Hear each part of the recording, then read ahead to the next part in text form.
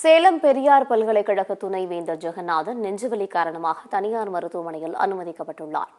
மோசடி மற்றும் முறைகேடு புகாரில் சேலம் பெரியார் பல்கலைக்கழக துணைவேந்தர் ஜெகநாதன் நேற்று முன்தினம் கைது செய்யப்பட்டார்.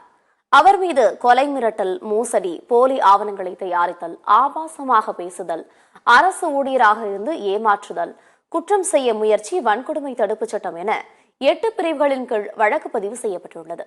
விசாரணைக்கு பிறகு நீதிபதி முன்பு ஆஜர்படுத்தப்பட்ட ஜெகநாதன் நிபந்தனை ஜாமீனில் விடுவிக்கப்பட்டார்.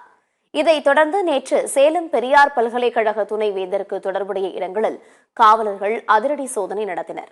இந்நிலையில் சேலம் பெரியார் பல்கலைக்கழக துணைவேந்தர் ஜெகநாதனுக்கு நேற்று திடீரென்று நெஞ்சுவலி ஏற்பட்டதாக கூறப்படுகிறது. இதையடுத்து ஜெகநாதன் உடனடியாக தனியார் மருத்துவமனையில் அனுமதிக்கப்பட்டார். அங்கு அவருக்கு தீவிர சிகிச்சை அளிக்கப்பட்டு வருவதாக தகவல் வெளியாகியுள்ளது.